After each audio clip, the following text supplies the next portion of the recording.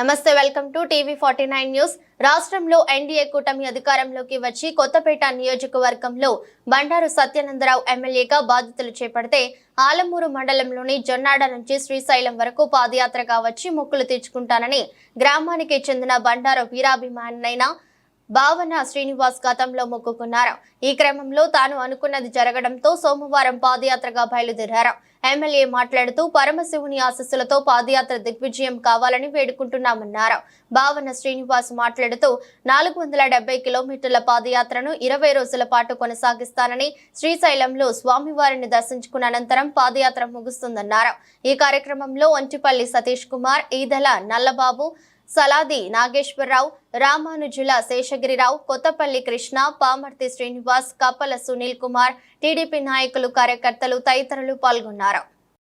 పార్టీలో చురుగ్గా పనిచేస్తూ సోషల్ మీడియాలో ఎంతో సేవలు అందించినటువంటి భావన శ్రీనివాస్ గారు, అదేవిధంగా వీరేంద్ర గారు, వీరిరువురు ఈరోజు జొన్నాడు నుంచి 470 కిలోమీటర్లు సుమారు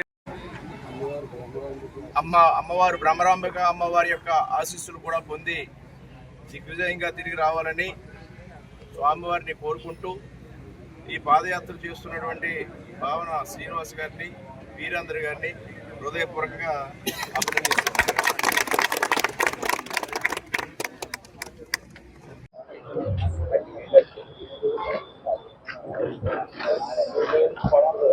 ఓకే,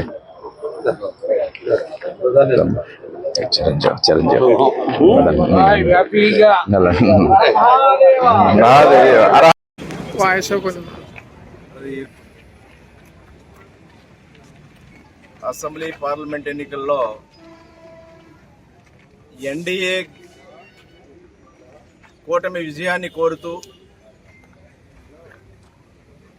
కొత్తపేట నియోజకవర్గంలో ఎన్డీఏ అభ్యర్థిగా పోటీ చేస్తున్న నా విజయాన్ని ఆకాంక్షిస్తూ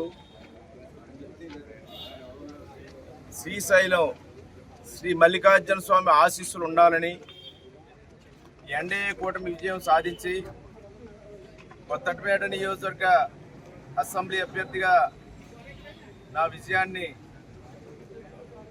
ఆకాంక్షించి గెలిచిన తర్వాత వచ్చి శ్రీశైలం మల్లికార్జున స్వామి వారి యొక్క సన్నిధికి జొన్నాడు నుంచి పాదయాత్ర ద్వారా శ్రీశైలం వరకు పాదయాత్ర చేస్తానని మొక్కుకోవడం, ఆ మొక్కుని ఎంతో అభినందనీయం, ఎంతో సంతోషాన్ని వ్యక్తం చేస్తూ ఉన్నాను. అంటే చిత్తశుద్ధి, క్రమశిక్షణ, మరి పట్టుదలగా రేపు మొన్న జరిగిన ఎన్నికల్లో విజయం కోసం కృషి చేయడమే కాకుండా దైవానుగ్రహం కూడా ఉండాలని ఇంత క్లిష్టమైనటువంటి కష్టమైనటువంటి మొక్కును కూడా వారు మొక్కడం, ఆ మొక్కును తీర్చుకోవడం, ఈరోజు పాదయాత్ర ద్వారా 470 కిలోమీటర్లు నడవడానికి శ్రీకారం చుట్టడం, మరి యొక్క ఆ దైవం శ్రీశైలం మల్లికార్జున స్వామి యొక్క ఆశీస్సులు నిండుగా వీరికి ఉండాలని, వీరి పాదయాత్ర దిగ్విజయంగా సుఖవంతంగా ఏ విధమైన ఇబ్బందులు లేకుండా దిగ్విజయంగా నడవాలని, పాదయాత్ర పూర్తి చేసుకుని మల్లికార్జున స్వామిని దర్శించుకుని మరి యొక్క దైవ ఆశీస్సులు పొంది